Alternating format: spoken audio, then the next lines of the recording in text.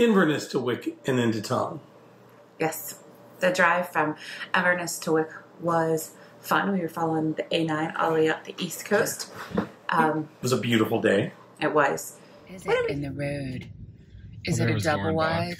Is it a pool? I don't know, but it's huge and it's taking up the whole road.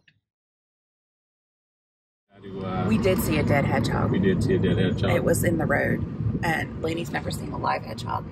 You said that the only ones you knew them of is like, well, Sonic. It wasn't alive. It was dead. This one was not blue, and he didn't have any coins laying around. But that would have been awesome. No, it's pretty sad, but there was no. I've not seen a squirrel in the road. Have you? No, a lot of birds. No possums, no squirrels. We did see one deer, right? At least one. And one thing I didn't know what it was. It looked like a chupacabra. But it wasn't. We did see a hedgehog. We don't know that it wasn't a chupacabra. It might have been a chupacabra, okay? But this thing in front of us that's making us go so slow, it's definitely a windmill turbine blade thing. Okay, so we know these things are big, but this is just the center portion of it. The other portion of it, oh wait a minute, I think it's coming up right here, is coming. And yeah, this thing is absolutely freaky. A monster. Look at that there. Oh, I didn't realize it was serrated on the back end. Did you see that? I did not see that. Oh my gosh. Okay, that is cool. And we're done. Finally, police escort. Thank you. We are at our first distillery, the Glenmorangie. Maybe. Moronga? We'll figure it out. I'm sure they'll tell us how to say it. Anyway, we're here. We're going to try some scotch. Definitely smells like They're making it today, yeah. Mm-hmm. Amazing scotch. You can get it here, so I've had it before, but yeah.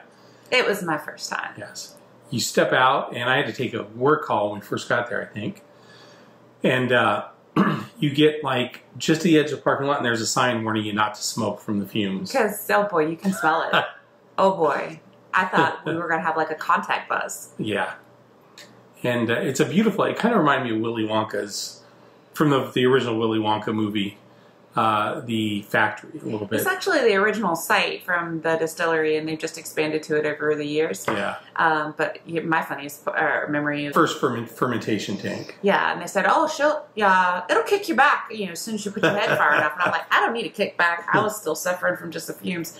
But yeah, how did it feel? It felt like someone shoved hot pokers up your nose. And I guess it's all the CO2 going up your nose. But yeah, it was exhilarating. It was funny because he was the first of like 6 guys who got to do it. I declined.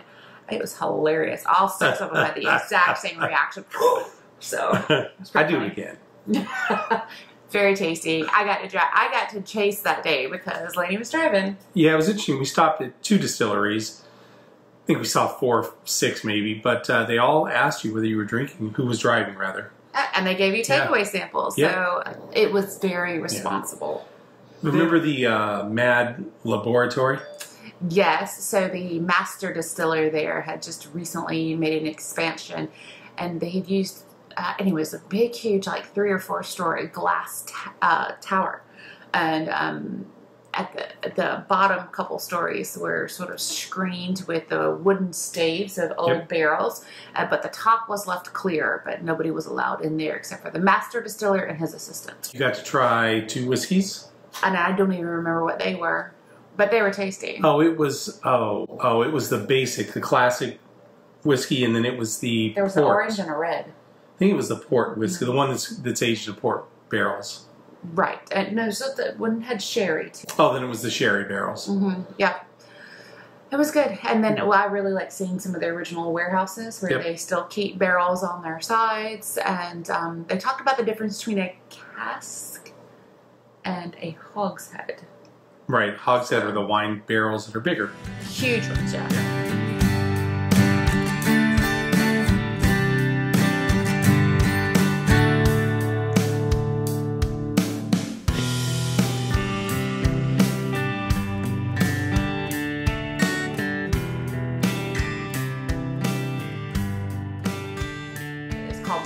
Road. had been around, I think, since Viking times. Right. But it wasn't straightened up and made as direct until, I think, the 1700s. No, it was basically just a dirt path that had been worn below the rest of the ground. Yeah. They said it was the most dangerous road in Scotland. I assumed that meant that there were people robbing you, but it was just the landscape. Yeah, that it was just rugged and easy to lose your way, I guess. Another cairn. It's called the Cairn or Get.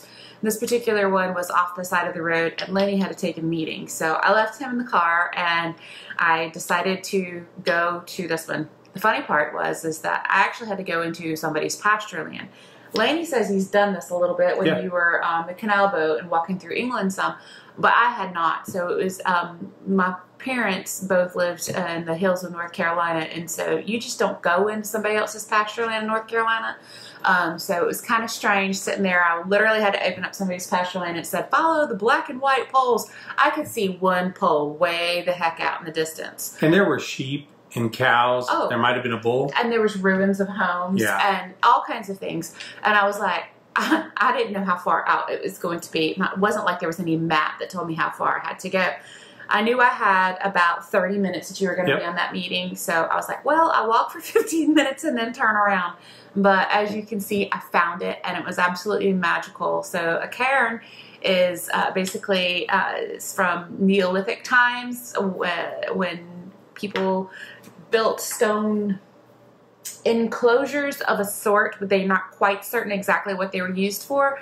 But you'll see there that these stones were placed with intention, and they were done in such a manner as to provide shelter for humans. So it's pretty cool to walk in a space that is that ancient and literally had to climb up and over somebody's fence. There were steps built for that to get to it and all the way back. So it was lots and lots of fun. Yeah, while you were doing that, I took a meeting. There was a bench next to a very small lock with a modern home on it, not far. I could see the backyard. And then the ruins of 4 or 5 homes. You couldn't see from there, but when I hiked up to meet you, I could see them. And it was just the most beautiful place. I've taken meetings on the sides of cliffs, hiking.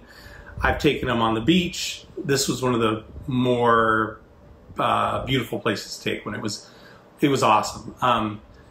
And then I hiked to meet you, and I actually got a little freaked out. I did not grow up. I grew up in Los Angeles. There were no sheep. There were no goats. There was occasionally a chihuahua, and there was a mama sheep. I got a little too close to her and her baby. She was giving me a don't come closer look, and I got a little freaked out by that. Plus, there's just sheep manure everywhere. Gotta watch where you step. Wick, our first evening on the North Coast 500. We booked a beautiful, a B&B. We're not going to say beautiful because all the homes almost look the same. Yeah. So very typical Scottish home, but it was called the Clachan. So Graham and his wife were our hosts, and it was a lovely room. Most of the beds in Scotland are all double size. And a big though. But we were feeling Indian that night, so we went down to, I think it was called Spice Tandoori, and had some yummy Indian food. Which was over the river. I don't know if it's a river or not, but it was over. It was like an inlet to the bay. I'm not sure. But we discovered something else that was right near there. Yeah, we wanted to take a walk after dinner. Oh, and they had Cobra beer, which I guess is an Indian beer, which was awesome. But it was good. So we took a walk down towards the, we were just walking towards the ocean, really. Mm-hmm. And we found, first I spotted a World War II gun emplacement up on the cliff, so I sprinted up there to go in it, but it was locked tight. But they did have information about it.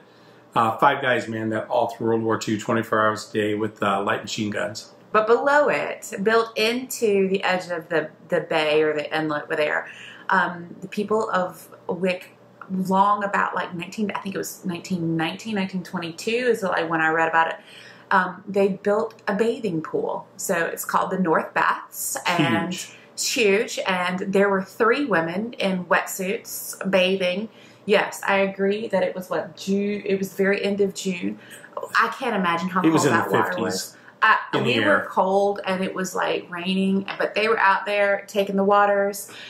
There was a couple of moms and a couple dogs and 3 little girls, and they were, you know how kids are. They'll go and they'll put their toe in the water, and then they get a little bit. By the time we left, the dogs and the kids and one of the moms was in the water too. So.